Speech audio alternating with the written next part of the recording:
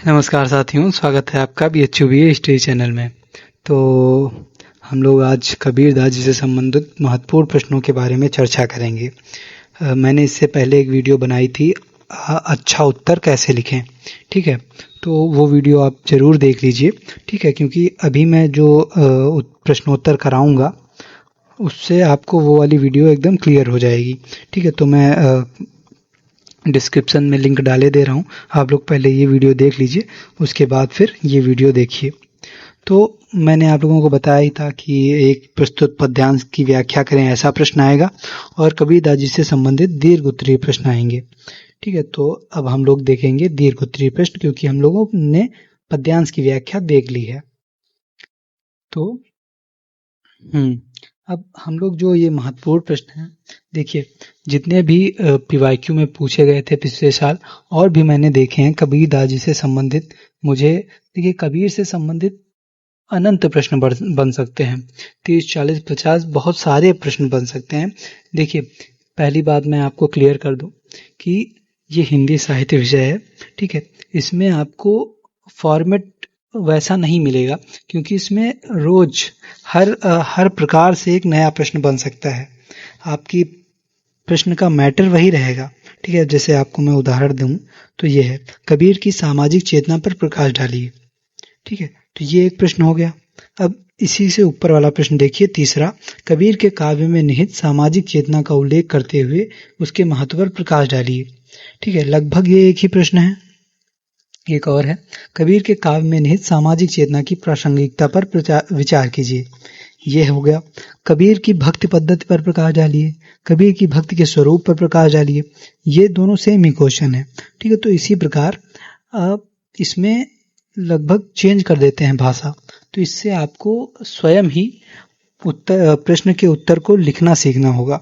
ठीक है, मैं आपको मैटर बता दूंगा, मैं भी वैसे ही उत्तर ही लिखा रहा हूँ, आप उसको पढ़ लीजिए, उसमें जो मुख्य पॉइंट है वे देख लीजिए, वे नोट कर लीजिए, और अपने हिसाब से, जैसा मैंने उधर फॉर्मेट बताया कि ये चीज़ें होनी चाहिए अच्छे उत्तर में, उसके हिसाब से स्वयं लिखने का अभ्यास कीजिए।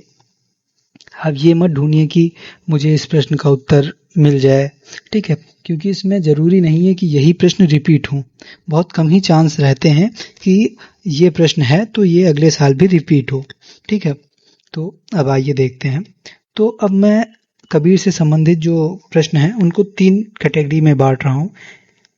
चाहे जो भी कवि आ जाए, चाहे जो भी रचनाकार आ जाए, उसमें 3 ही जो मेन टॉपिक होंगे उसी से संबंधित प्रश्न पूछे जाएंगे, या तो उसके व्यक्तित्व से, या तो उसके काव्य में निहित भाव पक्ष से, या तो उसके काव्य में निहित शिल्प पक्ष से।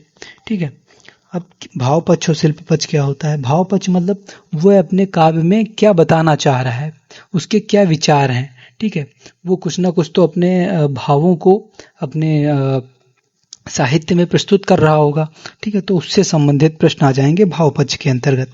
शिल्प पक्ष में क्या होता है? शिल्प पक्ष में होता है कि उसने अपने इन भावों को लिखने के लिए किस भाषा का प्रयोग किया, किस छंद का प्रयोग किया, किस रस का, किस अलंकार का, क्या प्रतीक गढ़े उसने, क्या बिंब का प्रयोग किया। ठीक है, तो ये सब उसके शिल्प पक्ष में आ जाता है। तो यही है, अब आप समझ गए होंगे। तो ये व्यक्तित्व संबंधी प्रश्न हो जाएगा। इसमें प्रश्न है, कबीर महान कवि भी हैं, महान संत भी हैं, महान समाज सुधारक भी हैं और महान भक्त भी हैं। उनके व्यक्तित्व के इन सभी पक्षों में आप क्या संबंध देखते हैं? ठीक, तो ये एक प्रश्न है। तो मैंने सोचा एक प्रश्न करा लूं, अगर व्यक्तित्व से संबंधित कोई भी प्रश्न पूछे तो आप ये लिख सकते हैं। तो अब भाव पक्ष से संबंधित भी कुछ प्रश्न हैं, ये हैं 10 प्रश्न हैं। फिर उसके काव्य के शिल्प के पक्ष से संबंधित भी प्रश्न हैं, और एक अन्य प्रश्नों में भी मैंने एक प्रश्न शामिल किया है। तो ये प्रश्न है, ये तो मैं धीरे धीरे नेक्स्ट वीडियोस में देखेंगे। आज स्टार्ट करते हैं कि पहला प्रश्न, कबीर महान कवि भी हैं। ठीक है, ये प्रश्न है। अब ये अगर दूसरी तरह पूछा जाए तो ये भी पूछ सकते हैं कि कबीर के मूल व्यक्तित्व क्या है, इस पर विचार करें। तो आइए इसका उत्तर देखते हैं। कबीर का व्यक्तित्व बहुआयामी है। आलोचकों, का एक वर्ग उन्हें संत मानता है। दूसरी ओर आचार्य हजारी प्रसाद द्विवेदी जैसे आलोचक उन्हें मूलतः भक्त मानते हैं तथा शेष सभी। हाँ, और एक बात बता दूं कि जो कबीर नाम से पुस्तक है हजारी प्रसाद द्विवेदी जी की, वे आप जरूर पढ़ लीजिए। अगर नहीं भी पढ़ेंगे तो मैं तो पढ़ा ही रहा हूँ आप लोगों को, पर वो उसकी पीडीएफ मैं टेलीग्राम पे डाल दूंगा। ठीक है, आप चाहिए तो उस पुस्तक को भी पढ़ सकते हैं। तथा शेष सभी बच्चों का भक्त व्यक्तित्व की ही छाया बताते हैं। इस संदर्भ में यह प्रश्न महत्वपूर्ण हो उठता है कि कबीर का मूल व्यक्तित्व कवि का है, समाज सुधारक का है, संत का है या फिर भक्त का है। जहां तक कबीर के समाज सुधारक होने का प्रश्न है, यह निर्विवाद सत्य है कि वे बुद्ध, गांधी, अंबेडकर इत्यादि क्रांतिकारी समाज सुधारकों की परंपरा में शामिल होते हैं। कबीर के व्यक्तित्व का विश्लेषण करें तो हम समझ सकते हैं कि वे जिस सामंतवादी युग में थे वह सामाजिक दृष्टि से अपकर्ष का काल था। अपकर्ष मतलब अवनति का। ठीक है, उस समय अवनति का काल था। ठीक है, विलासिता जैसे मूल्य समाज में फैले हुए थे। नारी की भोग की वस्तु माना जाता था।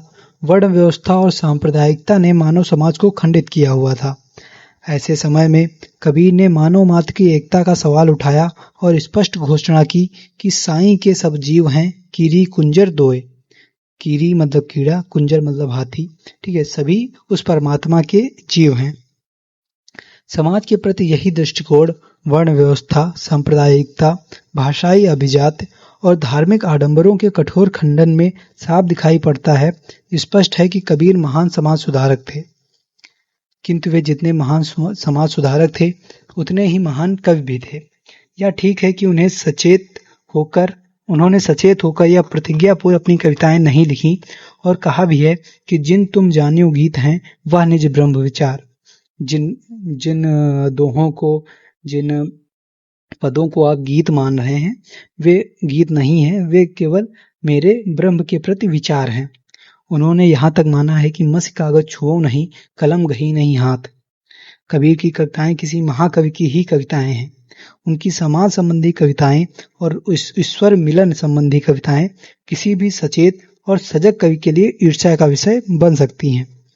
सामाजिक कविताओं में उनकी व्यंग्य क्षमता उन्हें हिंदी साहित्य में सर्वोच्च स्थान प्रदान करती है, तो ईश्वर मिलन से संबंधित कविताओं की मधुरता और भावुकता बिहारी जैसे श्रृंगारिक कवियों की कविताओं पर भी भारी पड़ती है। तो यहाँ हम श्रृंगारिक कविताओं को बिहारी से तुलना कर लेते हैं। बिहारी रीत काल के कवि हैं, आप लोग जानते होंगे, शायद नहीं जानते तो अभी आगे भी पढ़ेंगे हम लोग। शिल्प की दृष्टि से देखें तो वे वाड़ी के डिक्टेटर तो हैं ही। वाड़ी के डिक्टेटर मतलब भाषा के तानाशाह। कबीर के व्यक्तित्व का एक पक्ष उनका संत होना भी है और संतों की परंपरा में भी वे समादृत हैं। किसी महान संत में 4 गुण प्रमुखता अपेक्षित होते हैं: आध्यात्मिक मनोवृत्ति, सांसारिक सुखों के प्रति विरक्ति का भाव, निस्वार्थता और निर्भयता। कबीर की कविताओं में ऐसे बहुत से संकेत हैं जहां कबीर में इन चारों गुणों का सन्निवेश दिखता है। अतः स्पष्ट है कि कबीर के व्यक्तित्व का एक महत्वपूर्ण पक्ष उनका संतत्व है। दरअसल कबीर के व्यक्तित्व की मूल समझ तभी पूर्ण होती है जब हम उनके भक्त व्यक्तित्व को समझते हैं। आचार्य द्विवेदी की स्पष्ट मान्यता है कि कबीर का मूल व्यक्तित्व उनका भक्त रूप है। कवि तथा सुधारक रूप तो उसके गलवे मात्र हैं। गलवे मतलब बाई प्रोडक्ट। ठीक है, कि मेन ये चीज है और इनसे संबंधित भी वो भी चीज हो गई है, ऐसे टाइप। कबीर के भक्ति से संबंधित पदों को पढ़ते हुए अक्सर महसूस होता है कि भक्ति उनके जीवन का चरम भाव है, उनका स्वधर्म है। किसी व्यक्ति का मूल व्यक्तित्व या स्वधर्म वही होता है जिसमें डूबकर वह चरम सार्थकता महसूस करता हो। डूबने का भाव कबीर की कविताओं में वहीं दिखता है जहां वे ईश्वर की भक्ति में रम जाते हैं। ये पद आपके में भी है: मन मस्त हुआ तब क्यों बोले, मेरा साहब है घर माही, बाहर नैना क्यों खोले। मूल प्रश्न यही है कि कबीर के व्यक्तित्व के इन सभी पक्षों में पारस्परिक संबंध क्या है। इसमें कोई संशय नहीं कि वे महान समाज सुधारक भी हैं, महान संत और महान कवि भी हैं। वस्तुतः उनका भक्त रूप केंद्रीय व्यक्तित्व है। ठीक है, जो अन्य सभी व्यक्तित्वों का मूल आधार है। ठीक है, उनका जो मूल व्यक्तित्व है वो भक्त का है। उदाहरण के लिए कबीर में जो सामाजिक समता का भाव है, सामाजिक समानता का भाव है, वह ईश्वर के एकत्व के अखंड विश्वास से ही पैदा हुआ है। पुनः भक्त होने का कारण उनकी मनोवृत्ति आध्यात्मिक है, इसलिए सांसारिक सुख उन्हें आकर्षित नहीं कर पाते और ईश्वर के साथ निजी संबंध की भावना उन्हें हर प्रकार के भय से मुक्त रखती है। फिर इतनी सीधी और स्पष्ट मान्यताएं होने के कारण जब वे समाज के संबंध में कोई खरी बात कहते हैं तो वह इतनी चमत्कार पूर्ण होती है कि उसे कविता की श्रेणी में रखना पड़ता है। उनकी सबसे सुंदर कविताएं वही हैं जो ईश्वर मिलन के प्रसंगों पर आधारित हैं और वे स्पष्टता भक्ति के उप उत्पाद के रूप में ही हैं। आचार्य हजारी प्रसाद द्विवेदी ने भी यही मत कबीर नामक पुस्तक में प्रस्तुत किया है। ठीक है, तो यहाँ तक हो जाएगा। तो हम लोग पहले बताएंगे कि कबीर दास जी संत भी हैं, भक्त भी हैं, कवि भी हैं, समाज सुधारक भी हैं। ठीक है, फिर उन सभी में क्या सामंजस्य है उसको बता देंगे।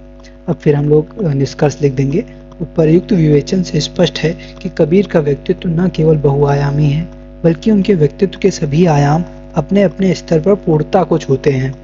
इसके बाद भी यह ध्यान रखना जरूरी है कि इस व्यक्तित्व में मूल प्रकाश स्रोत भक्ति तत्व है और व्यक्तित्व के शेष सभी आयाम उसी से उद्भासित हो रहे हैं। उद्भासित का अर्थ होता है प्रकाशित। अतः कबीर का मूल व्यक्तित्व भक्त का व्यक्तित्व है। ठीक है, तो ये आपका वीडियो कंप्लीट हो जाएगा। अब नेक्स्ट वीडियो में हम लोग कबीर दास जी के दर्शन के बारे में देखेंगे। तो वीडियोज को आप लोग लाइक कीजिए और अपने दोस्तों के साथ शेयर जरूर कीजिए और अपने चैनल पे 700 सब्सक्राइबर हो गए हैं। आप सभी को इसके लिए तहे दिल से शुक्रिया, धन्यवाद।